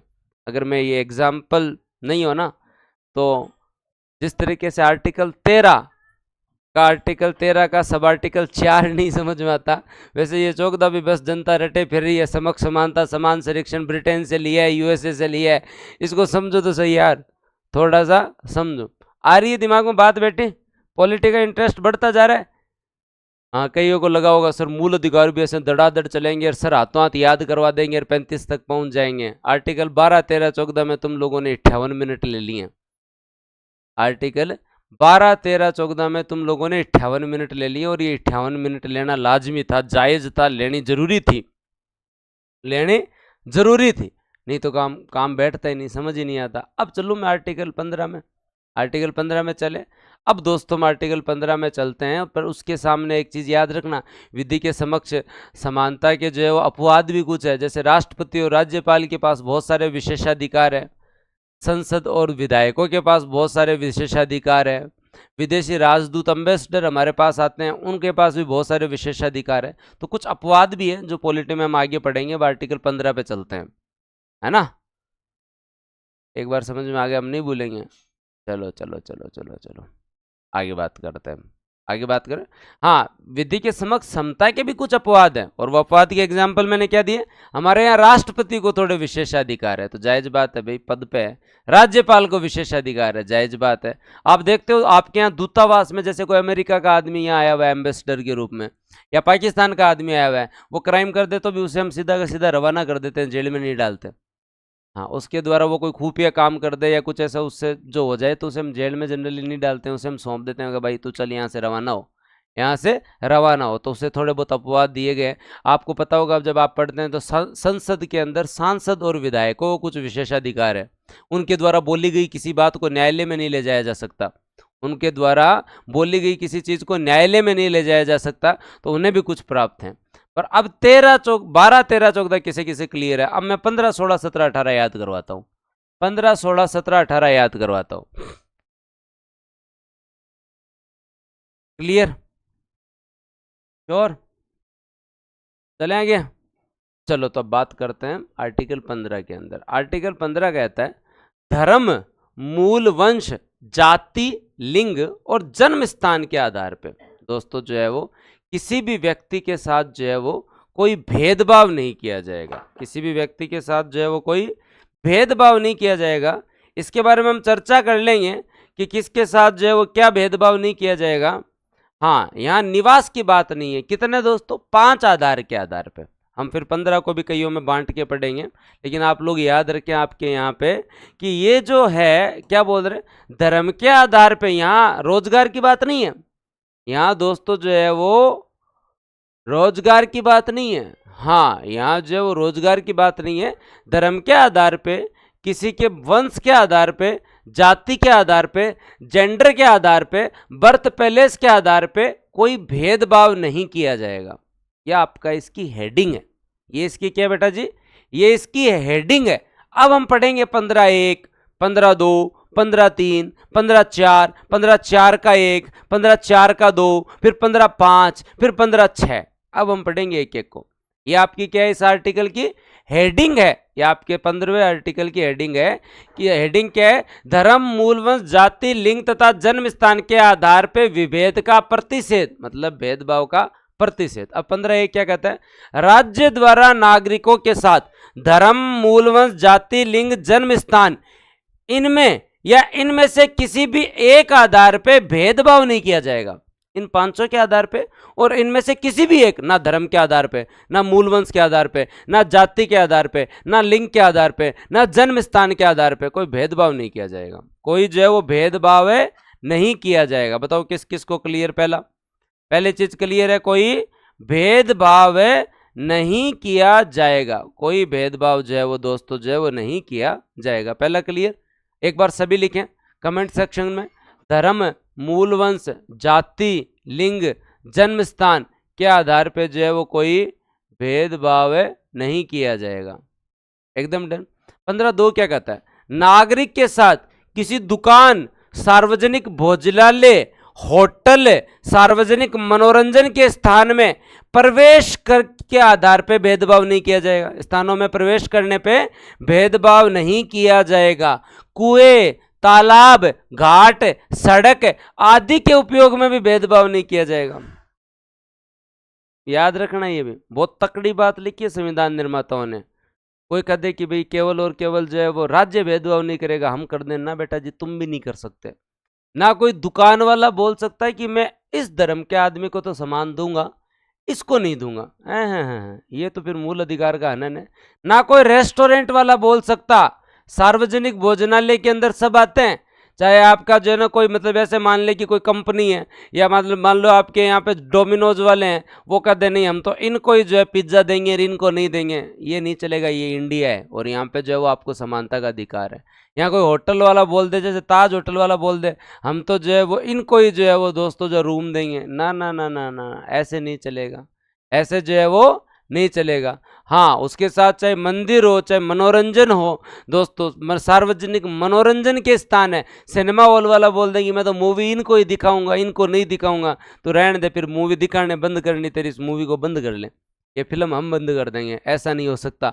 कुएं के अंदर पानी केवल यही भर सकते हैं, ये नहीं भर सकते ना, वो दिन गए। अब कुएं के ऊपर पानी सब भर सकते हैं। तालाब, तालाब का उपयोग सब कर सकते हैं। घाट, घाट का उपयोग सब कर सकते हैं। सड़क, स्कूल, स्कूल में भेदभाव नहीं हो सकता। अस्पताल में भेदभाव नहीं हो सकता। बैंक में भेदभाव नहीं हो सकता।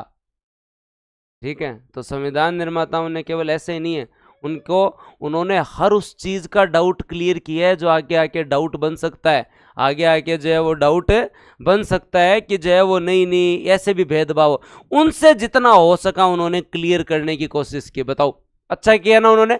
तो 15(2) के अंदर पहले उन्होंने कहा कि इन आधार पे भेदभाव नहीं हो सकता, और 15(2) में बता रहे हैं कि कहां पर भेदभाव नहीं हो सकता, कहां पर भेदभाव नहीं हो सकता। याद रह जाएगा। हाँ सर, इस बार 15 अगस्त का जुनून और अच्छा होगा, पॉलिटी पढ़ने से और मजा है। चलो बढ़िया बात है, अच्छी बात है। 15 अगस्त को अलग तो आपके लिए एक विशेष क्लास रखने की इच्छा है, देखते हैं। हाँ, अंकित कह रहा है कुछ दिन पहले मॉल में एक वृद्ध व्यक्ति के साथ भेदभाव हुआ तो मॉल बंद कर दिया गया। हाँ जरूर, एक 15 अगस्त को अच्छी सी क्लास रखें आप लोगों के लिए। कौन सी रखें फिर, अगर रखें तो चलो देखते हैं, आगे बात करते हैं। ठीक है, अब बात करते हैं अनुच्छेद 15(3). पहले क्या बताया उन्होंने, किस आधार पे भेदभाव नहीं हो सकता। फिर 15(2) में क्या बता रहे हैं, कहां पर भेदभाव नहीं हो सकता। और 15(3) में बता रहे हैं ये सारी बातें तो ठीक है, लेकिन राज्य के द्वारा महिला एवं बच्चों के उत्थान के लिए विशेष उपाय किए जा सकते हैं। उस समय तुम ये मत बोलने लग जाना ये हमारे साथ भेदभाव है, ये जो है वो हमारे साथ जो है वो दोस्तों जो है वो भेदभाव है। ना ना ना ना ना ना ना, ऐसे नहीं बोल सकते आप। हाँ, धर्म, जाति, लिंग, जन्म स्थान के आधार पर भेदभाव नहीं होगा, लेकिन खुद बोल रहे हैं दोस्तों जो है वो खुद बोल रहे हैं। और दोस्तों आपके क्या बोल रहे हैं 15(3) को, कि राज्य के द्वारा महिला एवं बच्चों के उत्थान के लिए विशेष उपाय किए जा सकते हैं, विशेष उपाय किए जा सकते हैं।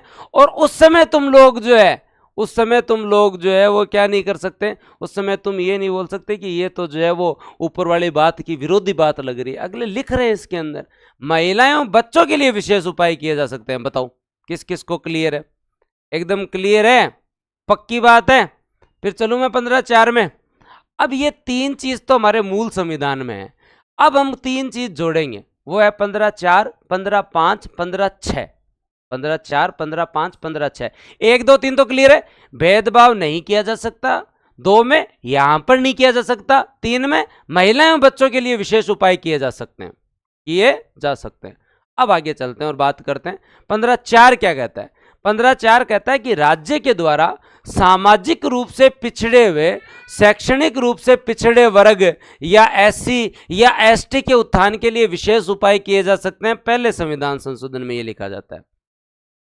अब कोई ये मत बोल देना कि यहां जो है वो, हाँ यहाँ 16 नहीं है, ये रोजगार की बात नहीं हो रही है, आरक्षण रोजगार वाली बात नहीं हो रही है, यहाँ पे केवल भूमिका बन रही है, 16 के लिए भूमिका बन रही है। आर्टिकल 16 में लिखा हुआ है कि समाज के पिछड़े वर्ग एससी एसटी को रोजगार में कुछ सहूलियत दी जा सकती है, लेकिन यहाँ पे उसकी भूमिका बन रही है कि राज्य के सामाजिक और शैक्षणिक रूप से पिछड़े, याद रखें, सोशली और दोस्तों एजुकेशनली जो है वो दोस्तों पिछड़ा हुआ वर्ग है, शेड्यूल कास्ट और शेड्यूल ट्राइब के लिए विशेष उपाय बन सकते हैं। और ये दोस्तों क्या आपका फर्स्ट संविधान संशोधन द्वारा लागू किया गया। हाँ,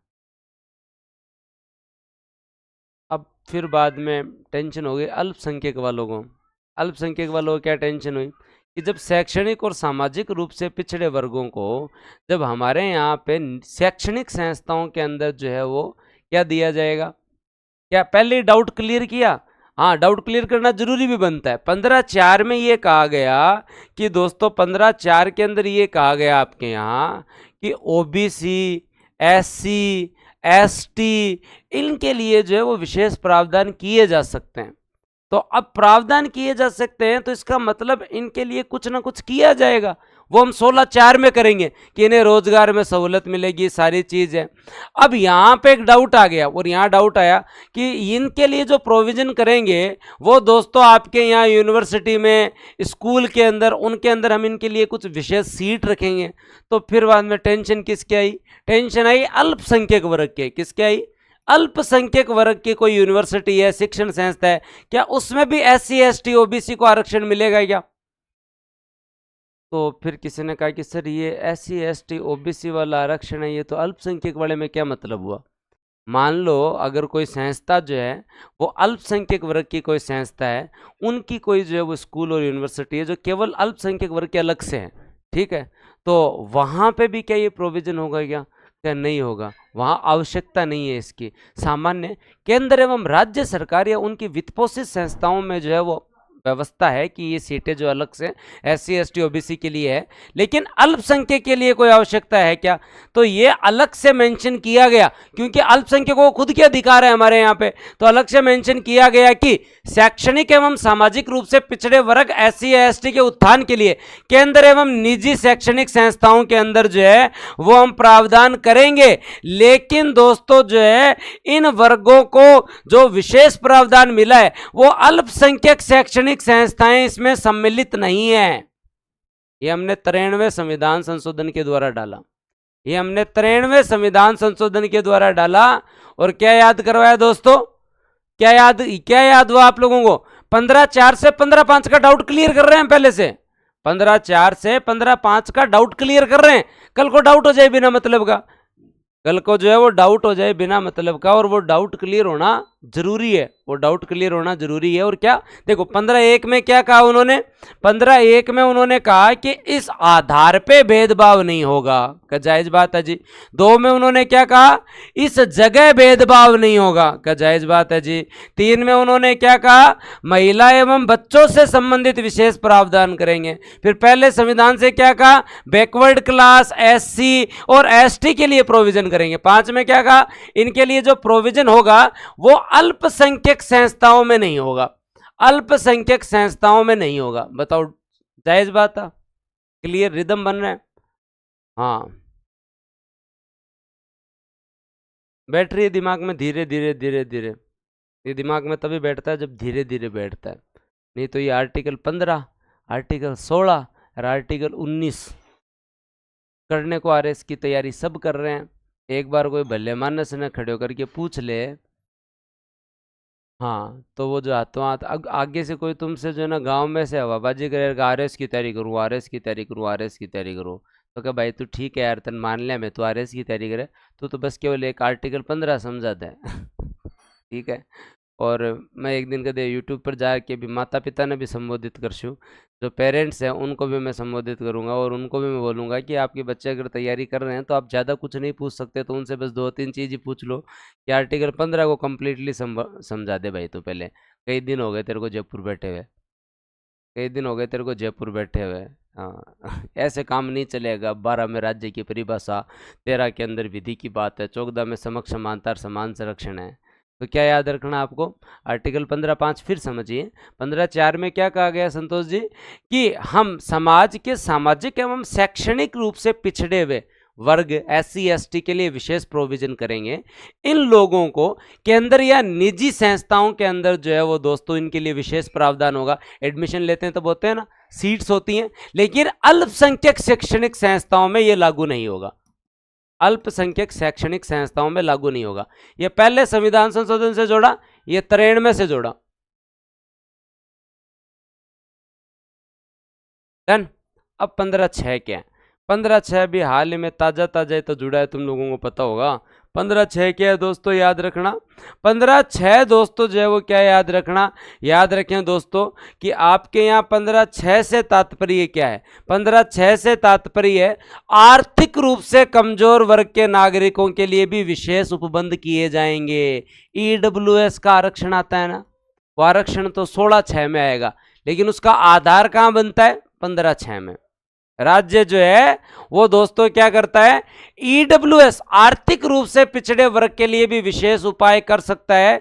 वो दोस्तों याद रखे 103 द्वारा, किसके द्वारा, आर्टिकल 103 के द्वारा जो है वो करता है। किसके द्वारा, आर्टिकल 103 के संविधान संशोधन 103 के द्वारा ये प्रोविजन किया जाता है कि आर्थिक रूप से पिछड़े वर्ग के साथ भी जो है वो कुछ विशेष प्रावधान किए जा सकते हैं।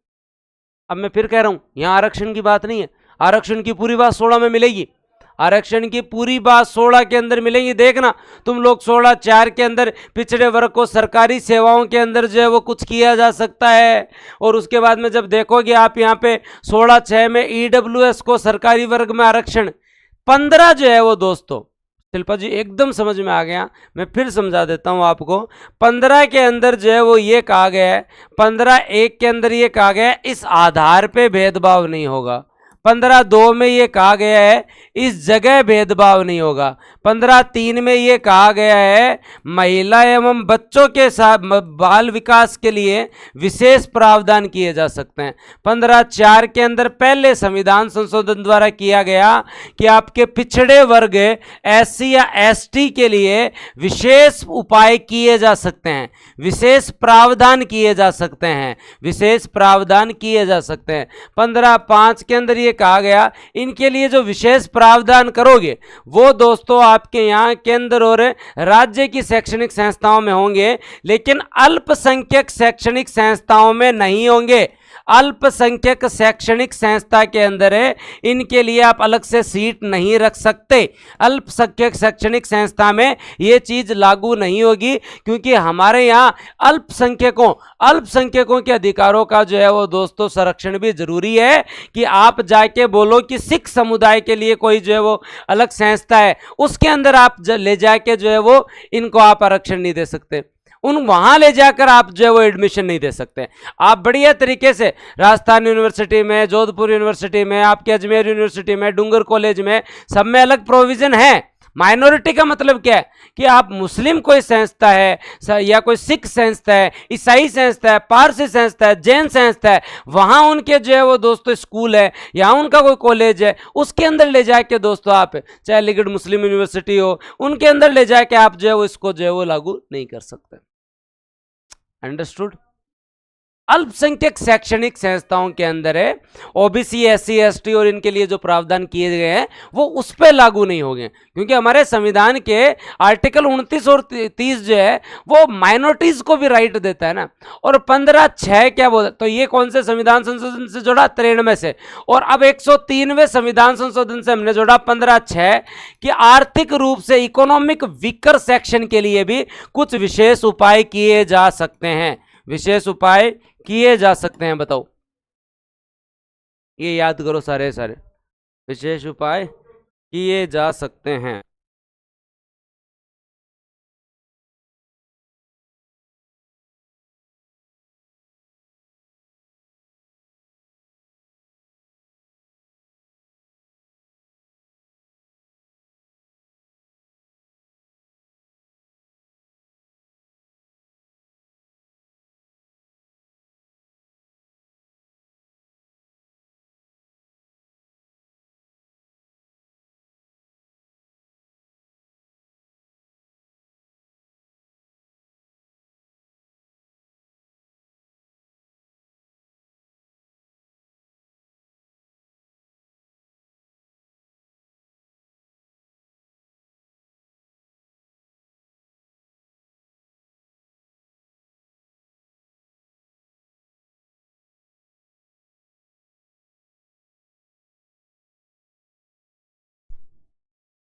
सर बहुत अच्छे से समझा दिए, तुम तारीफ ही करते हो, एडमिशन तो करवाते नहीं हो। बहुत अच्छे से समझा दिए, अच्छे से समझाता हूँ मैं बुरा कब समझाता हूँ, सही समझाता हूँ यार। अब तुम लोग जो, हाँ आज कृष्ण जी का birthday, Krishna Meena happy birthday भाई, सभी बोलो एक बार। हाँ जी शालिनी जी। तो तुम लोग जो है वो तारीफ ही करोगे या अभ्युदय बैच में एक आधा एडमिशन करवाओगे? हैं? तो वो तो मेरे को ही पता है कि मैं ठीक पढ़ाता हूँ, तभी तुम लोग यहाँ आए हो। मैं ठीक नहीं पढ़ाता तो तुम लोग यहाँ क्यों आते? मैं ठीक नहीं पढ़ाता तो फिर बाद में जो है बूस्टर की संकल्पना ही नहीं होती। मैं ठीक नहीं पढ़ाता तो तुम यूट्यूब पे नहीं पढ़ते, और मैं ठीक ही नहीं पढ़ाता तो फिर बाद में जो है ये इतने मतलब इतने अमीर लोग अपने से क्यों पढ़ते हैं? इतने अमीर लोग जिन्होंने लाख लाख रुपए लगा दिए, 2-2 साल से बैठे हैं, उसके बावजूद भी अपने पास आ रहे हैं। अपन क्या है, तुच्छ लोग हैं, अपना क्या है भाई, अपन तो सामान्य हैं। तो इतने महंगे महंगे लोग, अमीर लोग जिन्होंने जो है वो इतने इतने पैसे जो है वो लगा दिए, उसके बावजूद अपने से जो है वो चाहे यूट्यूब पे हो, ऐप पे, क्यों पढ़ते? ठीक ठाक तो पढ़ाते ही हैं अपन, वो कोई बात नहीं है, उसमें कोई समस्या नहीं है। क्या जोड़े सुनील? तो अब जो है वो तुम लोगों को जो है वो अभ्युदय बैच में एक एडमिशन करवाना पड़ेगा। कौन कौन तैयार है? Abhyuday batch, foundation batch offer start हो रहा है आज से।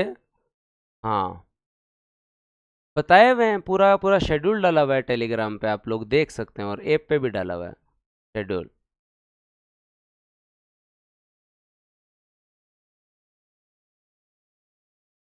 अगले मेंस तक टॉप होगी बूस्टर एकेडमी राजस्थान में। चलो बढ़िया है, थैंक यू। तो जो भी राज, तनिक्षा, मुस्कान, शिल्पा, पूर्ण, पूनम, आशा, दीपक, ये जो बैच आ रहा है 15 तारीख से, हाँ, तो दोस्तों जो है वो आपको अपनी तरफ से एक एडमिशन करवाना है। आपके परिवार में जो भी तैयारी कर रहा है, आपका दोस्त जो भी तैयारी कर रहा है, आप जरूर जो है एडमिशन करवाएं।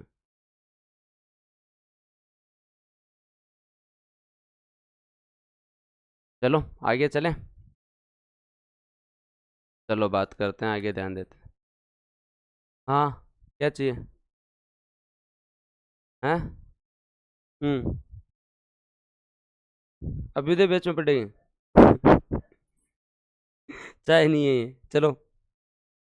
अल्ले चल, तेरे को सुबह सुबह मिला देता हूँ, अच्छा। इधर देख, इधर इधर इधर इधर, सामने देख। हंसी है। बोलो जय जय करो सबको, जय जय करो, बोला जय जय करो, ये ले। पापा तो ठीक है, पढ़ लेने दे इनको। इनको जीवन में कितनी टेंशन है, तेरे तो सुबह उठे पापा हैं। पढ़ना है ना इनको, पढ़ना है इनको, पॉलिटी पढ़नी है इनको।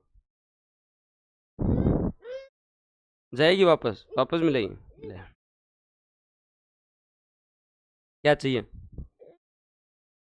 हाँ, रिमोट तो तेरे को दे दे, तू कुछ ही बंद कर दे। और क्या चाहिए? तेल काट दे, पेन चाहिए? ले सामने देख शिवी, सामने देख। चाय नहीं, सामने देख। हाँ, एक बार जो है जय जय कर दे, फिर जान बोला जय जय कर। तो सब बोर्ड पर यह चीजें घरा कुंड रही, फिर काम कुंड करी क्या जो। ठीक है, मैं अब तेरे को भेज रहा हूँ, कर ले जय जय एक बार। देखे देख, चाचार थारे काकार ताउर मोसीर मोसार, एटीन देख, देख के देख ले। हाँ, राम राम कर सम। ठीक है, भाई बोल दे, टाटा बोल, टाटा। टाटा, पहले टाटा बोल, सामने टाटा बोल, टाटा, टाटा।